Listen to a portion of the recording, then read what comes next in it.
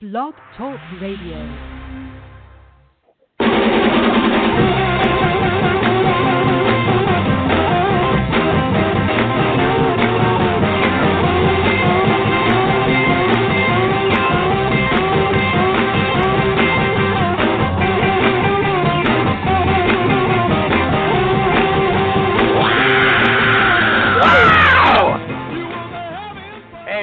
Recruiting Animal here on the last show of the year. I can't believe it. It's happened already. In fact, I'll be off for 3 weeks. 3 weeks without the Recruiting Animal show. Anyway, it's December 12th, 1/2/2018. And here's the situation today. When I was begging for a guest for the last show of the year, I didn't have anybody. Amy Miller said that she would like to come on and argue with the last guest of the year. She was just a guest herself recently, but she likes to fight, okay? So I offered people the chance. I twisted what she said. I tweaked it. I said, if you want to come on and get evaluated by Amy Miller, the great Amy Miller, come, volunteer to be a guest on the show. First person to raise his hand was Alan Fleur. He's a show regular, okay? So he was a guest just a little while ago as well. I said, no, I'm not taking you. Okay, but that wasn't fair of me. If Amy wants to rake him over the coals and he still wants, to do that, 50 Shades of Grey with her, that's fine. I will arrange it for the new year. Just let me know. But today it's going to be Amy, I say her name Poirier, but she says Poirier or something like that. She's been on the show just a little while ago as a guest, but she couldn't resist the opportunity to get grilled by Amy Miller. I hope Amy showed up because she wasn't here when I started talking, and Jerry isn't here either, okay? So I'm going to tell you, Jerry, what show is this? The Recruiting Animal Show!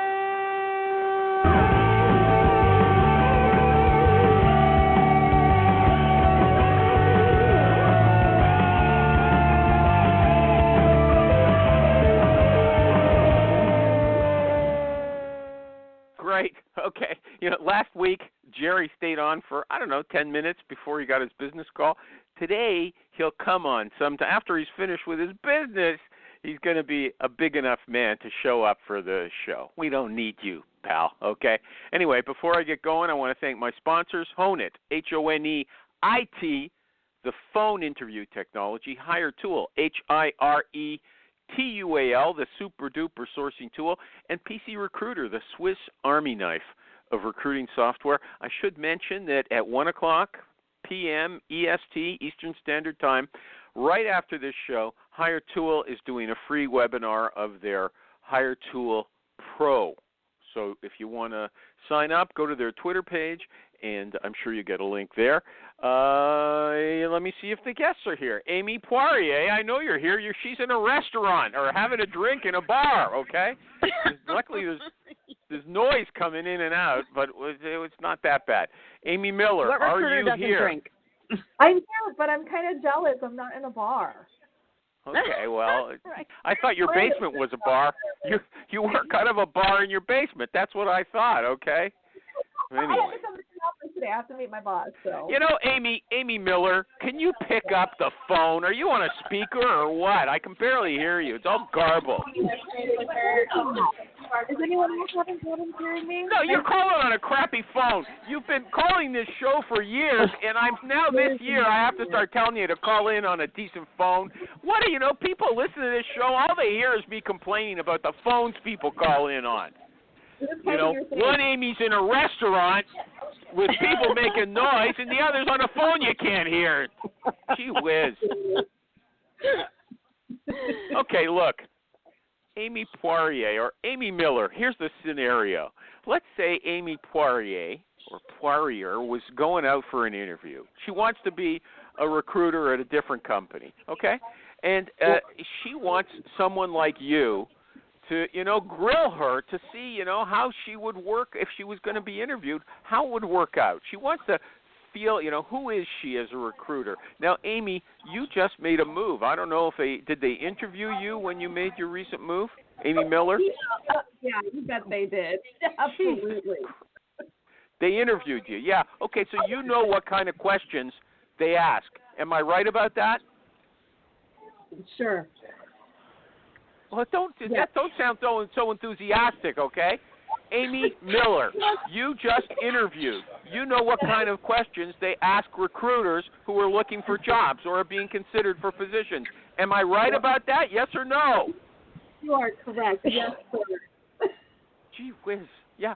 Pep it up, will you? You know, Rich Rosen, he says when you call into when a recruiter calls a candidate, he has to show some excitement to get the candidate excited. Well, show a little enthusiasm so I feel I'm with people here, okay? Right now I'm sinking already. The show's been going for 5 minutes. Nothing's happened.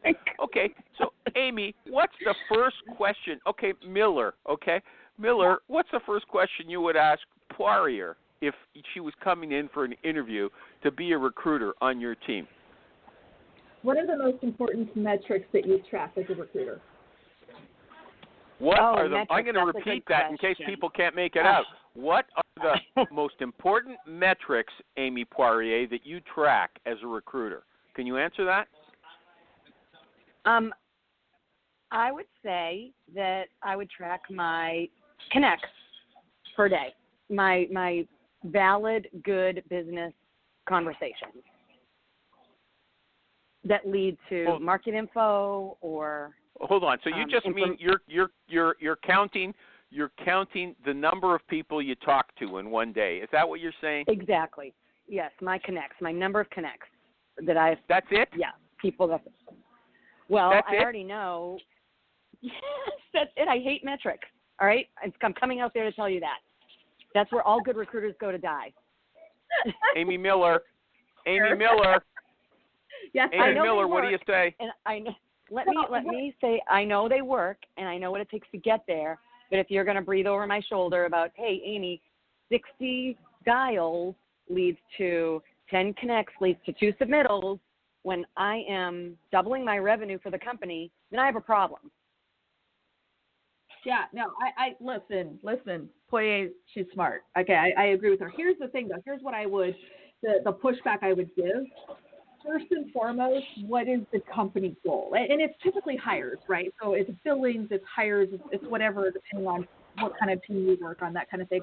Now, activity, all that other stuff drives the ultimate number, but we have to start from a place of the ultimate number. I need X amount of billings, I need X number of hires, and then we work backwards. Then it's, well, how many interviews do you need? How many live contacts every day do you need? That kind of thing. So, I mean, I'm not disagreeing with her. I just don't know that I would lead with that. I think it's a later number. Amy Miller, first of all, I'm sorry, but as you've moved up in the world, your phone has got cheaper and cheaper. I mean, I figure you get a better phone, okay? Not something I can barely hear you on. Okay? You're famous now, and you don't even have to use a decent phone. People are, they're just lucky to be able to talk with you, I guess. Hold on a second. Here's what I heard. You asked her the first question. I want to know what metrics how you measure, what measurements you're using to, track what you're doing as your performance as a recruiter. She said, I hate metrics. That sounded to me like if she was being interviewed by any company you've been at, she'd be out the door, or she would never even get in the door. Yeah. Out the door. Okay. So that is a bad thing. Amy Miller, is that a bad thing for her to say? I hate metrics too. So my response, if that was the answer that I got, I would say, well, she didn't lead with that she hates metrics, first of all. I didn't. So, I did not. Came out the door and was like, that was the very first answer. I'd be like, all right, we're all done here. But she did lead with, this is what I think is valuable. And I would want to know, okay, well, tell me more. Like, how does that feed? Like, how do you feel you're doing a good job? How are you bonus? How do you make commission? Whatever the situation is. And then we get into a deeper discussion. So I would want to know more about that. I want to understand. So I could talk to 100 people a day and still not make a placement. So we need to go a little bigger, a little deeper. But I think Amy Miller, what was your answer when you got asked that question? What are the metrics that you track? I say I start with the number of hires. In my current job, I have to make X number of hires every month. Okay, that's what I start with. As long as I'm doing that, then you don't have to worry about what else I'm doing. Don't get into my day-to-day business. If I'm making the hires and I'm having the right business impact and I'm doing the things that you say I'm doing a great job and I earned a fat bonus, don't worry about how I'm getting there. Thank you. Can I interrupt here and say this? Yeah. If you were to ask me that question in an interview, and this is how I've responded, what metrics are important to you? Well, that all depends on what spread, what kind of jobs you're hiring for, what kind of recs do you have? Because if you've got recs where the bill rate is $190 and, I can get a candidate down to $70, $80, my metrics are going to be totally different because the revenue is going to be there. She's hired. Okay. Yeah, it's you know what? Okay, my advice is that there's other. It sounds to me like I'm looking, by the way. It sounds like Amy Miller is saying that there really are some other metrics. If she wants to, play the game the way it's played, she shouldn't be giving that kind of answer. What are the rules of the game that we're playing? You're asking me what are the metrics that I think are important. I could give you a whole bunch of metrics that have varying levels of importance, depending on what it is that you are expecting of me. What is on my monthly goal sheet? Okay, so when you went into your current job, when you hired for your current job, you said, look, the only thing is I'm tracking is how many, if I've got a quota, and am I filling it, the number of hires a month? Is that the only thing you said, or did you tell them that you track other things as well? Don't make me pull it out of you. I'm not a dentist, okay? A little bit. I start with that. I say, first and foremost, I want to make sure that I'm hitting my target. Then I work backwards. I'm a big believer in the funnel. Where am I getting blocked? What is my ratio? I care a lot about ratios. Does it take me 20 interviews to make one hire? Something is going wrong. Does it take me 2 interviews to make a hire? Maybe I could do a little more. Maybe I could beat my number. So you have to look at where the funnel is getting blocked and where you have too much activity for the result. That's what I said. That's exactly what I said. So you just told us interview per hire. That's something you track, obviously, right? Yeah. You look at all those 5 minutes. Took me 5 minutes to get you to say that. Thanks. Okay. What other question? What other question did they ask you? Oh, I was asked how to redesign the shuttle route. How to what? What? Here's why. This is a true story. Here's why. I probably shouldn't have just said that publicly, but I'm an open book. Nobody understands what you said. With that phone, no one can make out what you said. Okay, don't worry about it. Kills me, Michael. They are looking for thought process. You want to understand what information is missing. If you just jump into an answer and say, oh, yeah, this is the answer, I got it, and you don't have any other information, you're missing 60% of the picture, you're going to have the wrong solution. So we're looking for thought process. Oh, you want me to design rocket boots? Well, who's wearing the rocket boots? What purpose are the rocket boots going to serve? Why do you need them? Some dumb question. Yeah, I thought they gave those up. How many golf balls on the moon or something like that? Nobody asked me that. Thank goodness. Okay, so next question. Look, I want revenue. Somebody please ask me. Can somebody just ask me in an interview, how hungry are you? How much do you want to make? Yeah, well, I want to make about $200,000 this year, maybe $250,000. How am I going to get there with your company then? You tell me what the metrics are, and I'll make it, and I'll do it. Well, I like that. I like that attitude. Hey, everybody. Got a quick question for you. Is your job easy, stress-free, and full of rainbows and sunshine every single day? Yeah, I'd say that's a big fat no. Hi, I'm David Noe, host of Speakeasy HR, presented by Payroll Partners, and proud to be part of the Work Defined community. Take a step down into my Speakeasy live on LinkedIn and YouTube, where we tackle HR and business challenges through raw, uncut, unfiltered conversations. This is HR like you've never heard it before. Bold, real, and full of practical takeaways. Real guests, bold insights, authentic conversations that drive change. Catch every episode on demand through your favorite podcast platform or all the content at speakeasyhr.com. And client I'm hungry. Client management. Okay, Amy, what's the next question that they asked you? We talked about client management. How do you deal with angry hiring managers, or how do you respond to? Okay, what did they say exactly? I want to know. This is good. I'd like to know, what did they ask you exactly? Don't be general. Exact question. In like 5 months, I can't remember the exact question, but I know there was tell me about a time when, like behavioral kind of stuff. So, tell me about a time when you had to deal with an escalation. Had an angry hiring manager that went to your boss and told on you because you suck. Like, well, how did you handle that? Those kinds of things. I had to talk a lot about like real stuff that I had gone through with candidates, with clients. What was my hardest negotiation was another one. Hardest candidate to close, and what was that like? How did I do it? Did I win or lose? Those things. And let me ask you something about those questions. They say, can you remember a time when?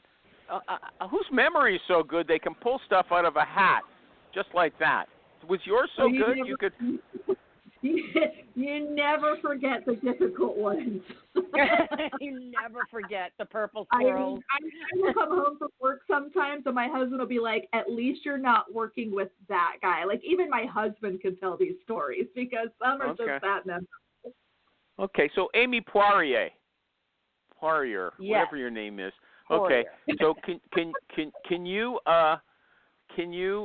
you remember a time you've had a difficult experience with a hiring manager and tell us about it? See what Amy thinks of your answer. I can't. I mean, for confidentiality reasons, or for confidentiality, or because you never had that experience, or what? No, and I have had that experience. Let me think if I can make this in general terms of confidentiality. Okay, pass on that one. Okay, what about a tough negotiation with a candidate? No passing on that. Is that Hold on, Alan Fleur. I mentioned there's no passing on that. There's no passing. Answer the question. Okay. Hey, no. She's got a job. Okay, she can't say something that imperils her current job, Al. Okay, go back to Kelly Services. I will. I will go back to Kelly Services. She's been at her current job since July of this year. Come on, she was Kelly Services for 2 years. She's got a story. He's right. Okay, I do go have ahead. a story. I do.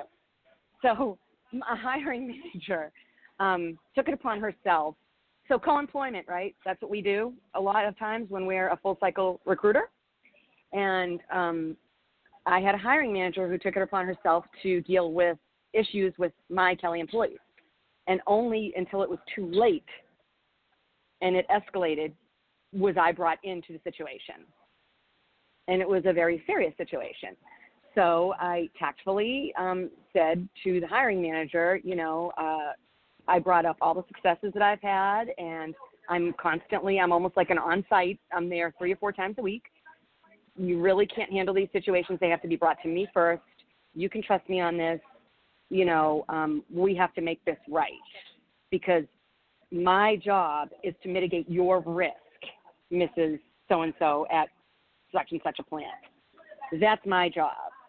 And you can no longer, this is the second or third time she never brought an issue to my attention until it was escalated. And so that's how I handled it, with honest communication and tactfully telling her the benefits and the value that I add. Look, this is the reason why you have me here. I'm mitigating your risk. If you don't include me, you are at a greater risk for lawsuits. For what? What was happening? She was asking the wrong kind of illegal questions? No, she was handling sexual discrimination.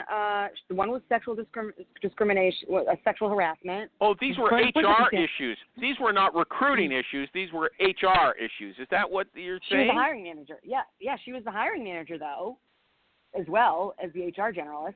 So, yeah. Okay. These were HR issues. Amy Miller, what do you think? Wrong? Here's what I like so far about Amy Poirier. I'll say it my way, the Canadian way. Okay. I like her attitude. I mean, she sounds very Amy Miller. She sounds very assertive. She's serious. She's got some backbone when she does it. What do you think? Well, I totally agree. And you know me, like I was fired up and ready to come on and like make people cry like I usually do on your show, but I didn't. I want to be friends with her. I want to meet her at that bar later. We're gonna talk about too. Yes, let's do it. Alan Fleur, Look, since you pushed, Alan Fleur, you pushed this question. What was your response to her statement? I think it showed assertiveness. I think she handled a situation that's not necessarily a recruiting issue, but because of they were an RP. It sounds like they were an RPO.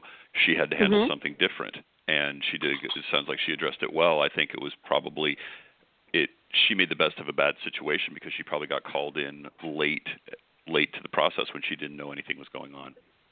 Okay, but Alan, don't you think that aside from being reasonable, I know it's the way that Amy Miller does it too. You have to have some gravitas, some personal presence when you're facing somebody, and isn't that really a key part of when you're in a confrontation, the message?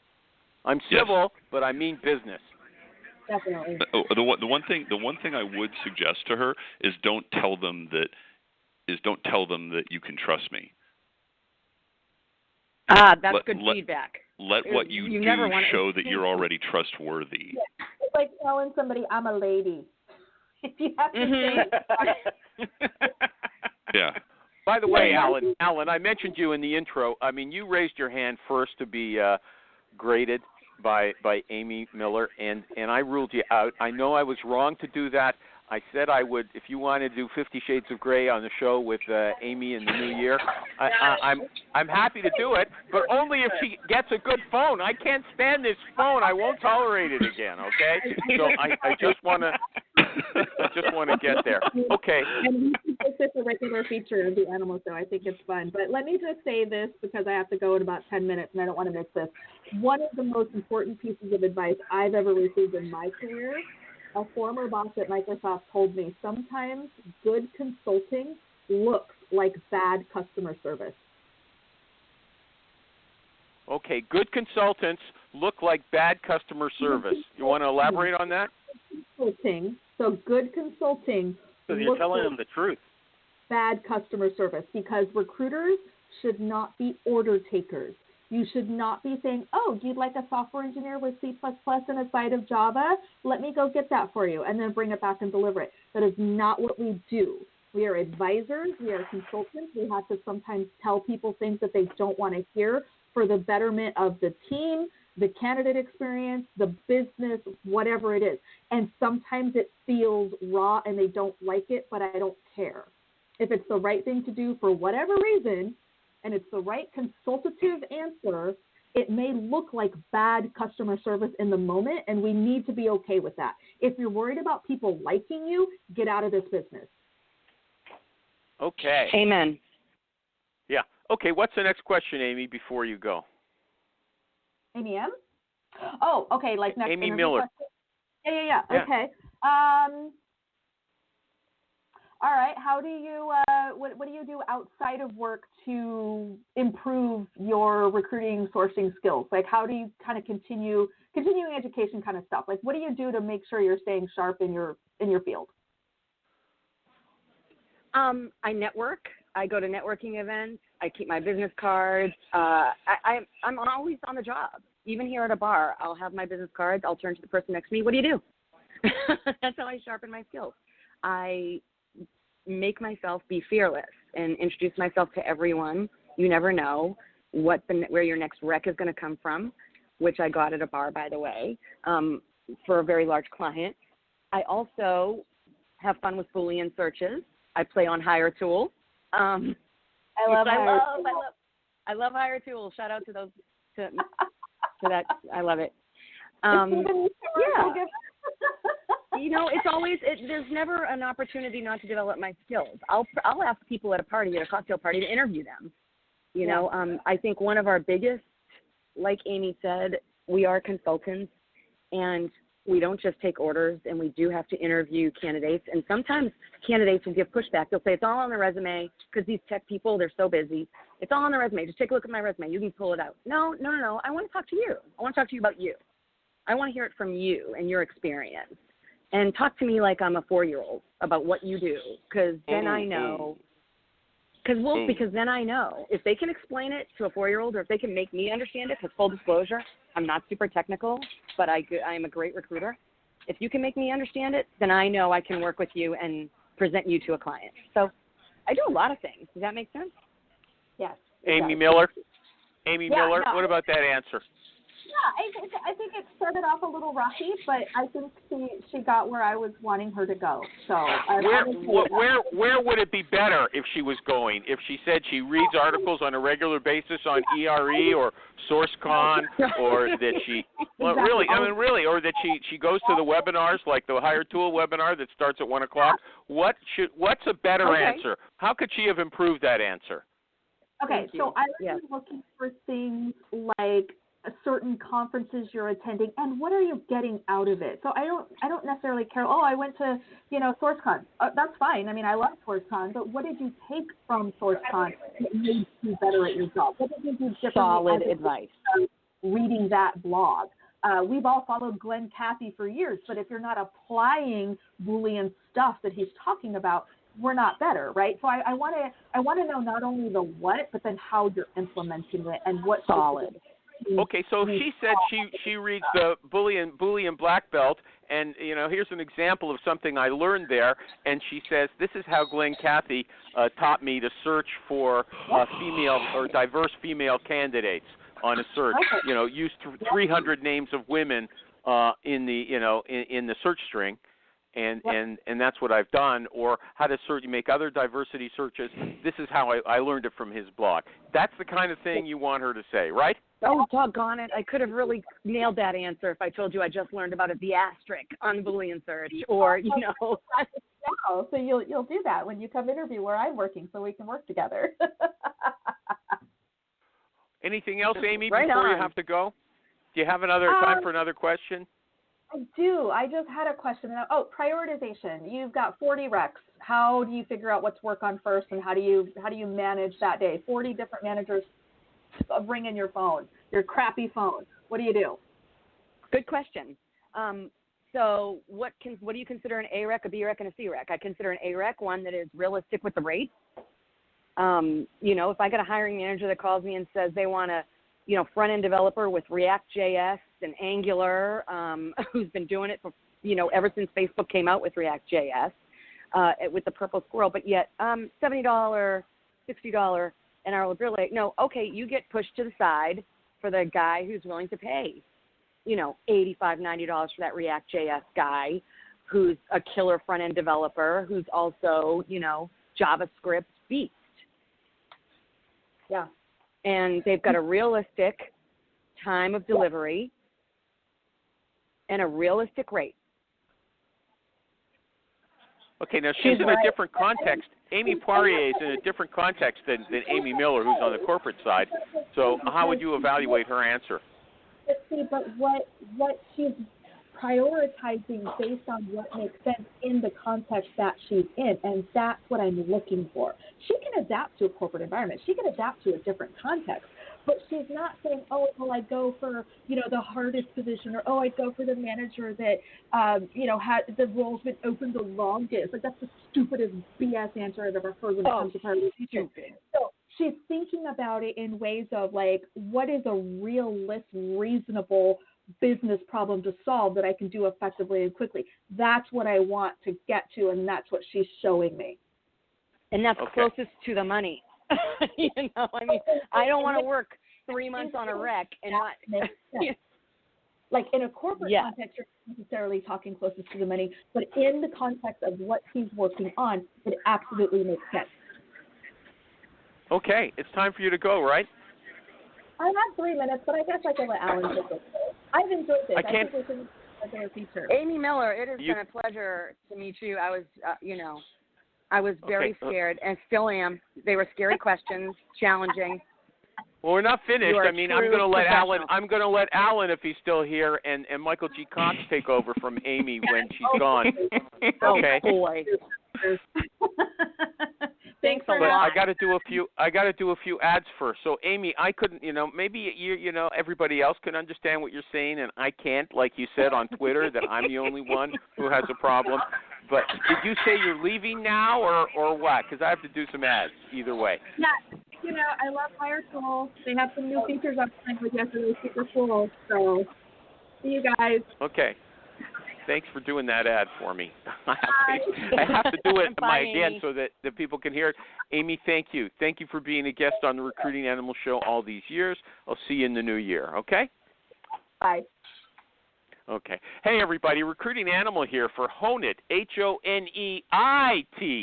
Okay? Honeit is phone interview technology. Here's what it does. It records your interviews and turns the key questions and answers into separate audio clips to help hiring managers quickly hear the motivation, the personality, and the enthusiasm that the recruiter just heard. Like when you can share a story with a hiring manager in the candidate's own voice, it speaks volumes. And you can't get that from a resume. You can't get that from a report, right? So if you want to get a hiring manager excited about a great candidate, share some of the sizzle with Honeit, Honeit.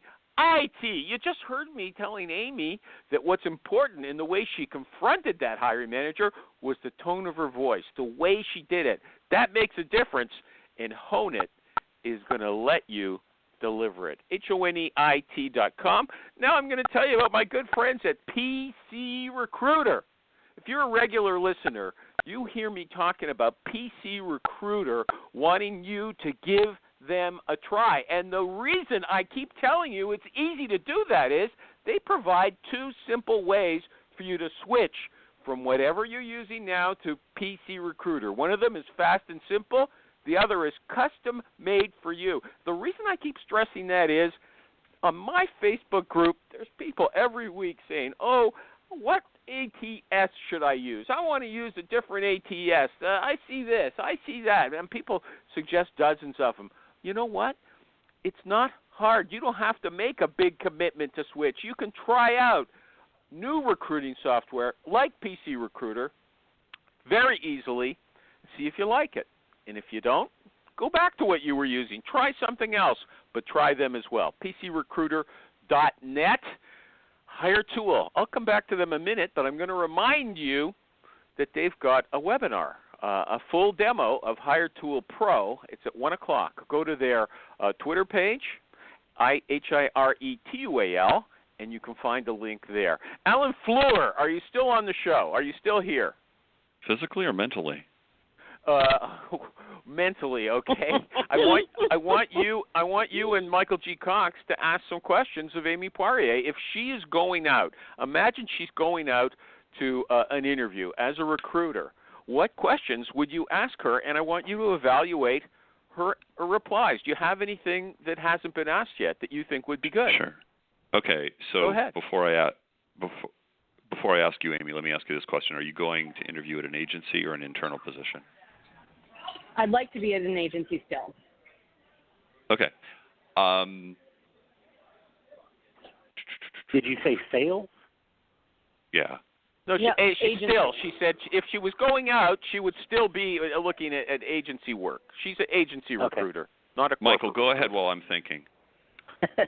No, I was just wondering if you were going to be at an agency, are you going to be doing outside sales, or are you going to be working a recruiting desk, kind of like a 180 kind of thing?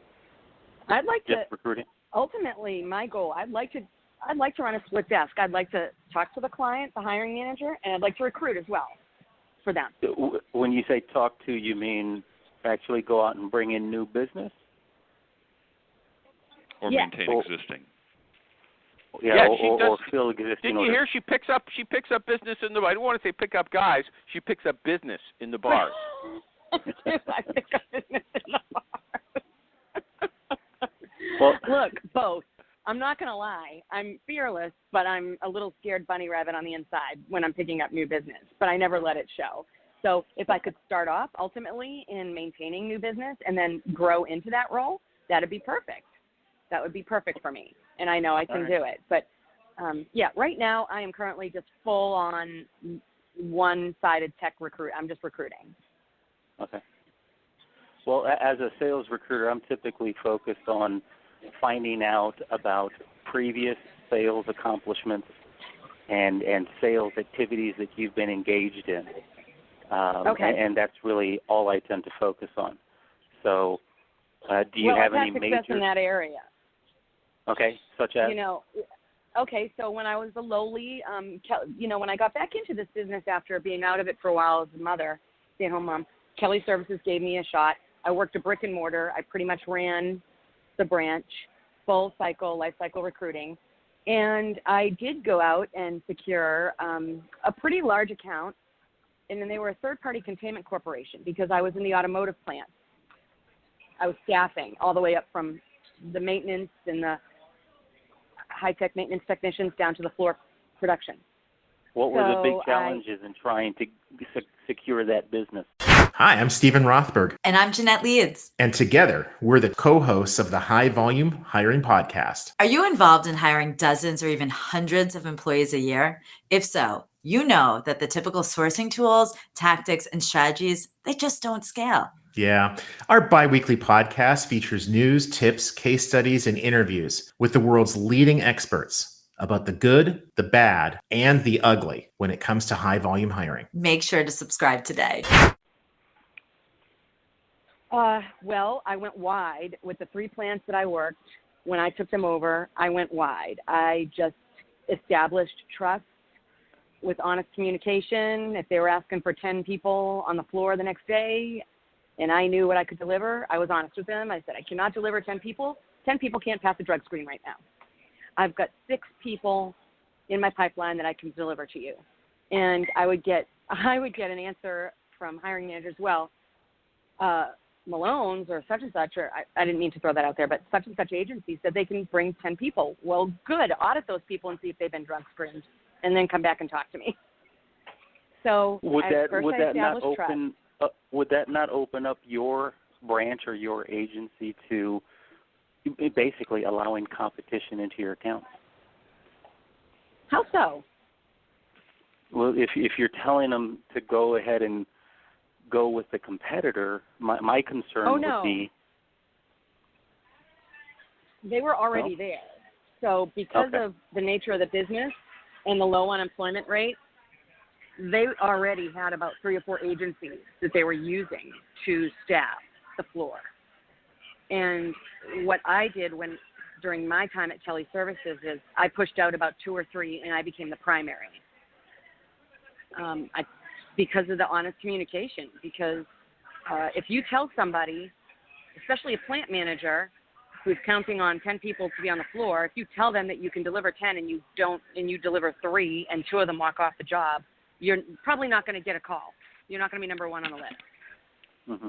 But, it's a fearful thing. You can't be timid. Recruiters, would often say, oh, yeah, I can deliver 10 people. But if you're honest right off the bat, call them and say, look, I cannot give you 10 people. I do not have it. I don't even think I can get them passed by a drug screen, but I can give you 4. And those 4 show up, and they don't walk off the shift at lunch. Okay, Michael G. Cox, you still are. What do you think of her answer now? I mean, she's told you that she likes to under-promise and over-deliver, okay? And she wasn't, sending business to a new business to somebody who wasn't already doing business with her client. There's apparently they had multiple vendors. What do you think of her answer? I don't get that you're impressed. You're not impressed with what she said. You're not. Why not? Because, I think, and I missed the first few minutes of the show. So, if you're in job search mode and that's the way you answer that question, the concern is that you're not really, like when you're talking about under-promising and over-delivering. I know, Animal, you said that. Nobody wants to hear that. We want to, a hiring manager would prefer to hear about a time when you over-promised and still delivered. And then maybe in the stories that you're sharing, go back and talk about how it's kind of like, you've told them what you've done for them lately. So can I ask you a question now? Yeah, that's a good point, Michael. But hold on a second. I liked her answer. I want to know what Alan Floor thought about this. It sounds like you're with Mike and against me. I have a point. Alan Floor. I want to interrupt. It's not against anybody. I think her answer was a bit, because I agree with Michael, it was almost a challenge. What if you're giving them business? I'd also ask Michael, it's kind of the way she would answer it. And I might not say, hey, why don't you go audit them and see how many pass drug screen? What I would say is, look, when we give you 4, they are of quality, they will not walk off the job, and they've all been drug screened. In my experiences, I found that that's something that we provide, that it's almost 100%. They're there, they pass the drug screen, and everything's good. So you're showing your value, and by implication, The other person can figure it out. But you're also, if I criticize my competition, that's something I learned not to do a long time ago. I'll let my results and what have I done for you lately imply that I've done it. So, yes, I work in a plant environment. You have to take the environment that I work in. The other part is I can get you those 10, or I told this client that I could get them these 10. We're going to start with 4 today, and then 2 or 3 the next day. And you can tell them, I'm going to bring these individuals for you, but perhaps not in the exact time frame that you're looking for. But rather and that's than exactly saying, the scenario that happened. That is exactly the scenario that happened that caused me to secure the number 1 spot, at a major third-party containment corporation where they actually have an internal staffing agency. And the president said, why is Kelly Services got more of a head count than we do? And Jared said, because Amy is honest with me. So now my delivery is, you have to understand where I was working. I was working with plant managers who were the hiring managers. So I need to talk their language. You need to, Amy, I'm not debating that. I'm not debating that. You guys didn't like the way she was sort of lippy. You don't like this? Exactly. Go higher. Go with those guys. No. I like that. Didn't bother me. Hold on. Okay. Hold on. It's not that. I'm not surprised. She had to go back and qualify the environment. And I've been in plant manufacturing and recruiting as well. It's all based. It's not the way that I want to talk. It's the way the other person wants to listen. So if I need to be more direct, that's fine. If they're more evolved and my approach works better, so be it. Exactly. But I would also. And I'm telling you a conversation. I'm telling you about a real conversation that happened after I established trust in a huge way. And so the rapport that I had with this person was in that, hey, look it. He was joking. He's like, well, so-and-so just told me they can deliver 10, Amy.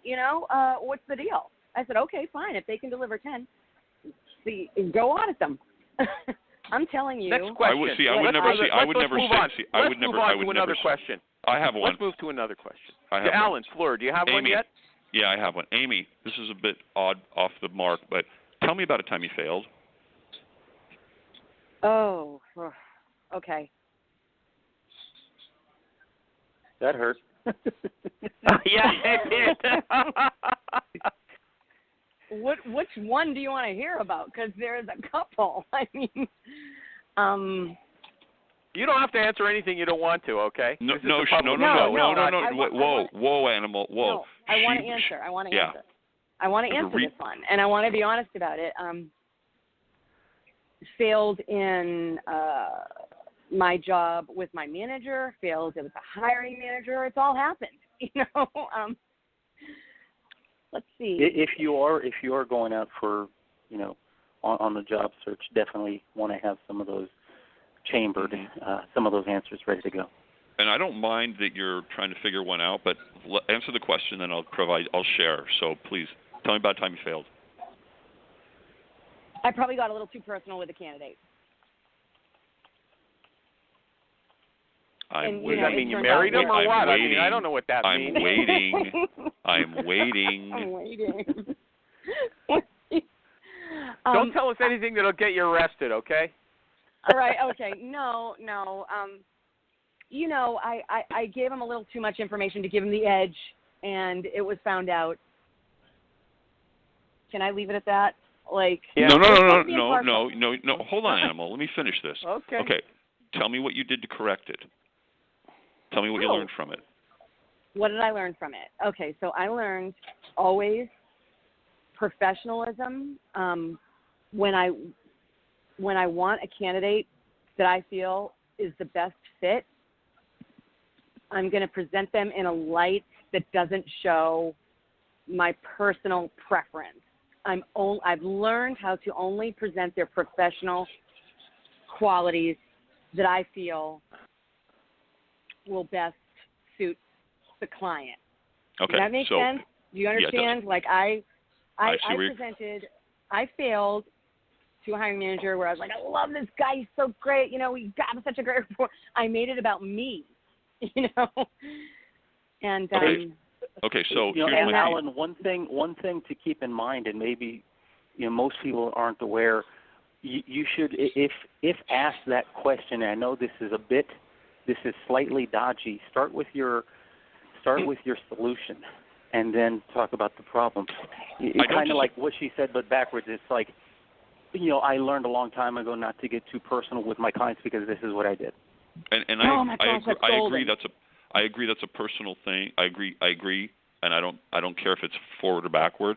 The reason I like this question is I can ask it of a new graduating student to a 25-year professional. What I'm looking for is, and you did okay, is I'm looking for you to give me an example where you actually were part of the failure. I'm looking for the accountability that you were, because everybody fails. And it's the people that say, oh, well, I was on a team and they failed. That just cuts me out. I'm looking for you to take the accountability for your piece of the failure. I'm looking for, like Michael said, what did you do? And also something I might have included in that one is I might have included what did you do to fix it as that situation as best you could. So what I'm looking for is your answer, but behind that answer, I'm looking for, are you willing to be vulnerable? Are you willing to be accountable? Are you willing to take responsibility for what happened and what you learned for it? And just as a quick side note, and this is a small thing, and if Michael wants to kill me, he can. You've used the word honestly, to be honest, a couple of times. This is my opinion only, sitting in way too many interviews over the years, it's a word that sometimes the listener thinks, oh, well, the thing they just told me, the thing they're about to tell me is not the truth. I know. So if you so I've learned to substitute the word candid, candidly, or to be candid. For some strange reason, it takes that red flag out of the conversation, in my opinion. Helen, that's awesome. That is awesome. And also it's a filler that's fine. word for me. That's a filler phrase for me. My only concern with that angle in sharing or perhaps oversharing about how it was your fault and it is not everybody that is interviewing you is looking for what you're looking for, Alan. Yeah. They might be just looking for, oh, she screwed up, and that could ruin a candidate's chances. Now, another thing is sometimes interviewers don't ask your follow-up question, what did you do to improve that? And she has to be willing to perhaps lead with the solution that she came up with and then talk about the problem. I agree with you, and would you agree or disagree that if I would use whatever methodology, some call it the STAR, situation, task, action, result, because if she answers the question with that and she treats a lot of the instances as, I'll say it, third-party examples. Here, Michael, let me give you one and you tell me what you think. So when I was doing NSA work, everybody had to hold clearances. The project execs said, we want to hire Amy as a receptionist. Married to a policeman, interviewed well, and I said, guys, we need to finish this piece of the background. Like, we need her. We're buried. Make her an offer. I didn't push back hard enough. Turned out that we hired. I was like, okay, they're the client. It's a brand new $500 million project. Fine. So we did it. A week and 3 days later, I get a call. It says, hey, Alan, we got an issue. Amy, it's 9 a.m. Amy is drunk, and there's a half-empty bottle here. We have to walk her out right now. And so oh my gosh, I was willing to hop on a plane to go do it, but I found somebody, one of my coworkers, that was able to do it. What I learned from it is to be more forceful on, look, here's the process. It's here for a reason, and we never violated it again. Yeah. My only concern is make sure that you do share that solution that you came up with, and getting into the habit of leading with the solution to the problem that you experienced helps you remember not to leave that out. I like that. I love that advice, and I will tell you guys I've been interviewing a lot, and hopefully an offer's coming through this week, but I've never been asked when I failed. It's funny. I have not been asked that question. They've been very conversational, and let me just interject this opinion. Hold on a second. We all know. Let me do it. We've all heard the famous phrase, go ahead. People like you within the first 6 minutes, right? Within the first 6 minutes, people are just like, so, and then it becomes a conversational interview. And so that is my goal going into this. I'm going to I make would this person actually. like me I'd so be I can have careful a about. conversation with them. I'll be careful about that, and I'll answer it after Animal does his ad. Okay, go ahead, Animal. Hey, everybody. Hire Tool. We've talked about Damn it it, a Alan. number of times already in this show. Amy Miller loves it. Our guest, Amy Poirier, she said that she uses it as well. Let me tell you what it is. It's a super-duper sourcing tool. You don't have to know a lot of Boolean. You don't have to be a genius. You go to Hire Tool, HIRETUAL.com. You put your search parameters in, the search requirements in normal, natural English language. They create the search string for you, and they search a wide range of famous and infamous sites like LinkedIn, Facebook, GitHub. They return a list of candidates ranked from top to bottom. They guess who's going to be ready to leave based on, I don't know what, the clues, and they also guess the salary range that the person's going to be in. They're doing a demo today, right after this show, 1 o'clock. If you want to see how it works, go to Hire Tool, HIRETUAL, their Twitter address, and you can probably find a link. So you can register there. Nin Tran and Michael Duran are going to be doing it. Mike Duran is a professional sourcer. Nin Tran is the COO of HireTool.com. Oh, also, try their free Chrome extension to give you professional and personal emails and phone numbers. Back to you, guys. Do you have another question for her? There's only 10 minutes left. Alan Fleur first, if you've got something. No, just really I like quick. that discussion, but you two guys, I liked it very much. Go ahead. Well, I do agree with you, Amy, that I do, when interviewing, you do want it to get to a conversational nature. I would also say many interviewers, 80-20 rule, are not the best interviewers, and they get comfortable in that type of a conversation, and they never get around to checking the boxes. And you want to make sure that you cover what is actually needed for the job to some degree and make sure they're comfortable with it, because if they need to go to their boss or somebody and say, well, great. Well, by the way, how many fills does she have on a regular on a monthly basis? And he's like, oh God, I don't know. We never got to that. I don't know. We never. And then you're disqualified for reasons completely outside of that you Good don't have point. any control of. Very good point. Yes. Thank you. Michael G. Cox, comment? No, I agree. People end up chatting away, and then you don't give them enough reasons to or enough ammunition to build their business case to justify next steps. Yeah. So let me tell you about don't that. wanna do that. I go into my interviews pretty prepped and with my questions. And I have a template of how I like to do an interview, and I like to, not run it, but you do want to have a certain level of confidence when you go in there. I will, when they say, well, do you have any questions for me? Yeah, I got a ton of questions. And those are questions leading to their response of, oh, how many fills have you had? Well, because my question is, how many recs do you have open? What's the turnaround time of hire?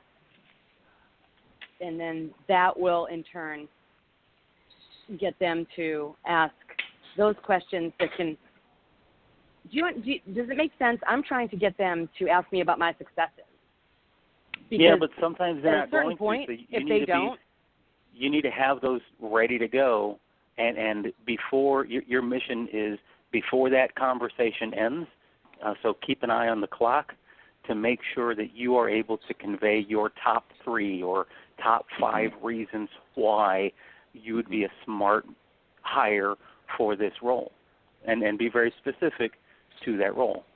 Because hey, so you can I ask you guys about thank yous, about like thank you letters? Because that's the thing I'm struggling with. I'm so sorry, Animal. I'm going to take up a little bit of your time here. I'm going to pick these guys' brains. All right. Thank you. Like, can I convey, is that too bold or brazen to convey why I know I would be a good fit for 3 of these interviews that I've gone on? I can say something if you want, unless you want to, Michael. Well, I'd like to hear from both of you. You can lead off by mentioning that it is an assumption, but based on the research that you've done on the organization and the position and the team and the preliminary conversations that you've had, and then go into, I'm making notes. Listing it up. Get the podcast. That's you very can listen to it again. I agree with Michael. I would say I'd make it as short and sweet as possible. Okay. The most, and while hitting on those notes, some people get too wordy and they write a Stephen King novel and it just doesn't get read. But it's some of the most successful ones I've seen was, hey Michael, it was a pleasure meeting you, learning more about the company. Period. After our conversation and thinking it over, I feel that we'd be a really good fit and could do and have a lot of successes. The we brings you into the conversation. It brings you onto the same team already. If as you've offered, if I think of a question, I'll reach out. Likewise, if you think of anything else, please feel free to text me. Again, here's my number. Have a great day, Alan. P.S. And the P.S. is usually a personal callback to something they mentioned. But just like short, wondering sweet. About that. But I usually say a generic personal thing, like if they mentioned, they're busy all day next Saturday with their kids' soccer, and you say, P.S. Hope your kid wins the soccer games or whatever. Just very generic, but personally polite. What does it really take to lead with impact in today's ever-evolving world? Welcome to Inside the C-Suite, the podcast where influence, energy, innovation, and empathy converge. Hi, I'm Christy Honeycutt, your host. Join me as I sit down with the boldest voices in leadership, visionaries who are not just making decisions, but making a difference. In every episode, we explore the heart of leadership. How do high-performing leaders harness their energy? How do they lead with empathy without losing their edge? How do they turn disruption into innovation and pressure into purpose? You'll hear unfiltered stories of adversity, resilience, and the raw moments that shaped true influence. This isn't about perfection. It's about presence, passion, and the energetic exchange that fuels transformation. Inside the C-Suite is your invitation to lead from a deeper place with intention, connection, and courage. If you're ready to go beyond the surface and unlock what really moves leaders to action, hit subscribe and step inside. You can find us wherever you get your podcast fix. Inside the C-Suite, well, we're an energetic exchange. Let's lead with influence, live with energy, and create with empathy. Thank you Next both question? so much. Are we finished that? Thank yous. Anything else? Anything else to discuss?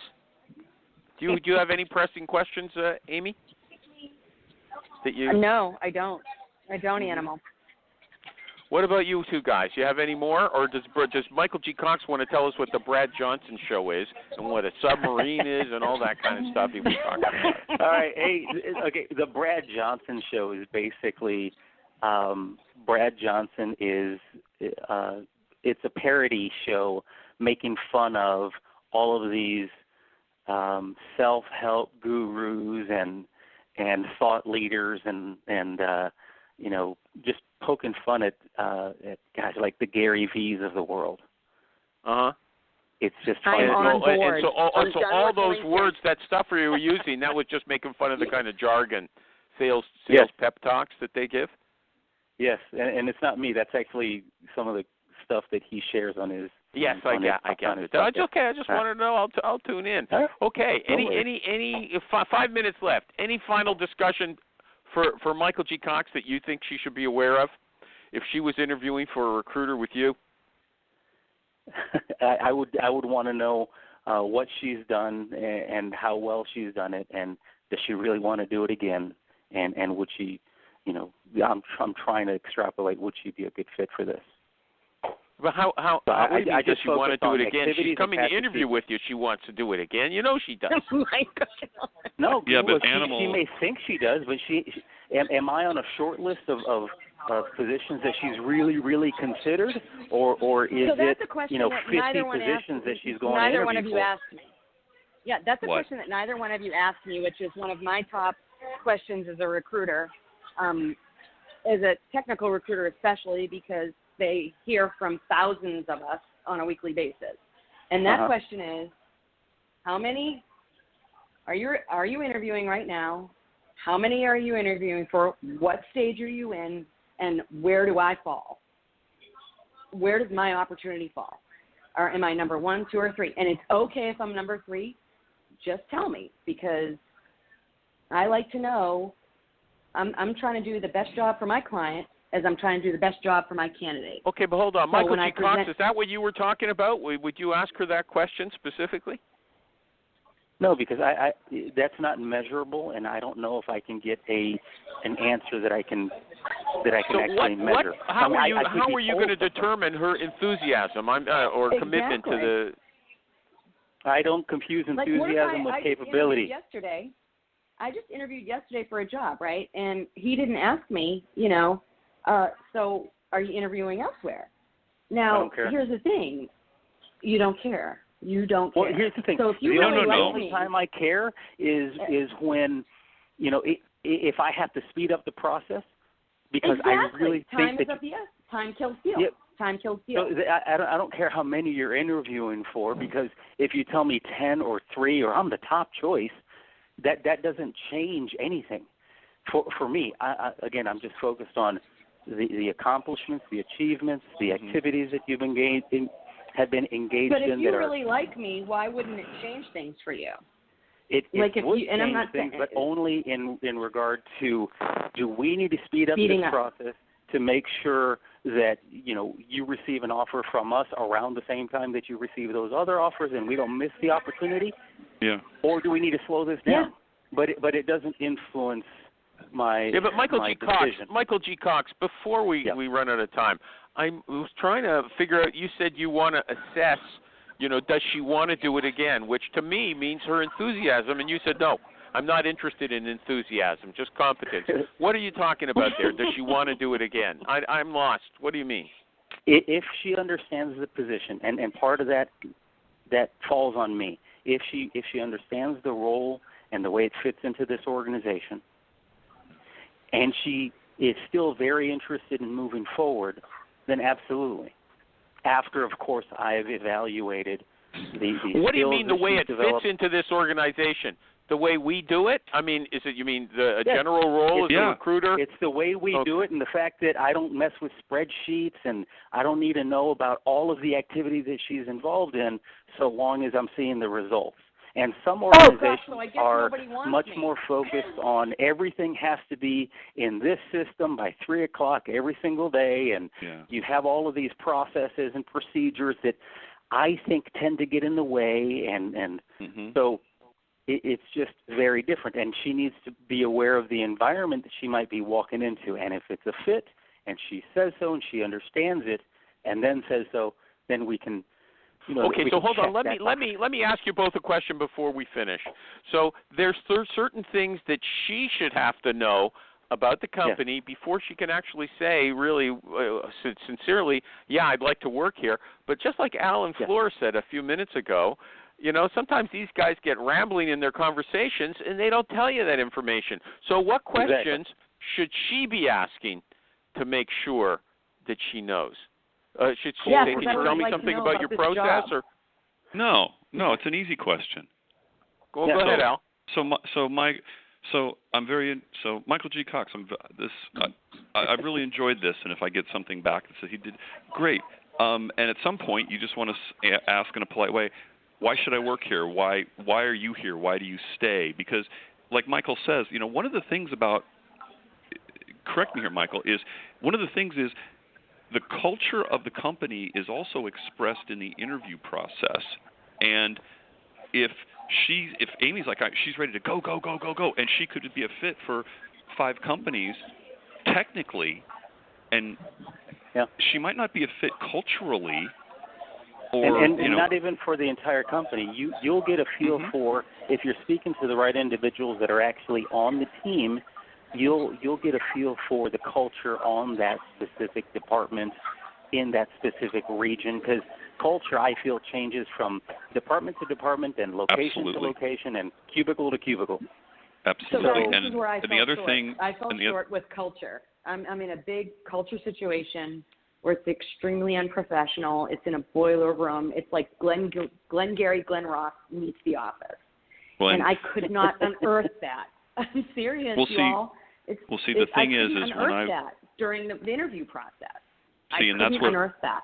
Well, see, and that's some of the things I'd look for, because when I built teams, I'm looking for very common things. It's, are you qualified skills-wise within a relevant range? Are you technically adroit to a relevant range? Do you get results within a relevant range? Are you intellectually curious and unafraid to pick up the phone? And the last one is, could we have lunch together? And then after that, I handed it off to the executives and said, okay, I'm happy, because they can learn the rest of it.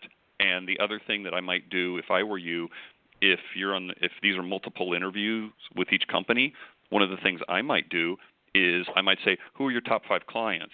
And then what I would do, I'd call them. I'd say, hey, I hear you're working with agency ABC, and I got approached by them, and I hear that they're very impressed with you and they have a good relationship. I just wanted to check it out. Or not only that, but also if you feel that cultural fit is something that's very, very important to you, it's at the top of your list. So important, you guys. Then this is an offline conversation, because I couldn't have unearthed it with their clients. I couldn't have unearthed it with it's type where they make fun of Indians. Let Michael G. Cox phone. tell you how you can unearth it. Go ahead, Michael G. Cox. Last thing. I think you could have, if it's something that's at the top of your list, you need to develop a list of questions to dig into that, and not just be satisfied with a 3-sentence answer. Do you allow cussing on the floor? Do you allow making fun of Indians on the floor? Would they have answered those honestly? No, of course not. But you could look at it. I'd like to visit with your team. Would that be possible? No. Could I have a conversation with somebody on your team? Would that be possible? And then when you have those conversations, you have to lull them into feeling a bit comfortable, and then you might hear them let loose how it actually is when you ask, okay, so Michael you're on the team. Tell me about it. Tell me about it. Tell me about what a day looks like.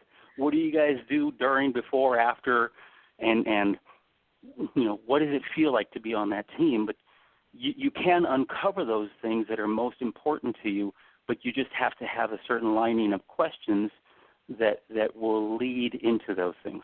Mm-hmm. You know what? The questions you gave, though, I don't think a lot of interviewers are ready to answer them. Like, not that they don't even want to, they just can't articulate it. They've never given it any thought. This opportunity is very, very important to me. Because of that, I was wondering, would it be possible for me to come by, visit with the organization, or have a conversation with people that are currently on the team? But spending a day there, would probably show it up. Anyway, look, I got to tell you guys, I'm surprised. It was a great conversation. I way better than I thought the show was going to be. I really enjoyed it. I hope we can get into more of these things in the new year. Michael G. Cox, thank you for all you've contributed this year. Alan Fleur as well. And Amy, thank you for volunteering. I enjoyed hearing from you. Good luck, okay? Goodbye, everybody. Have a good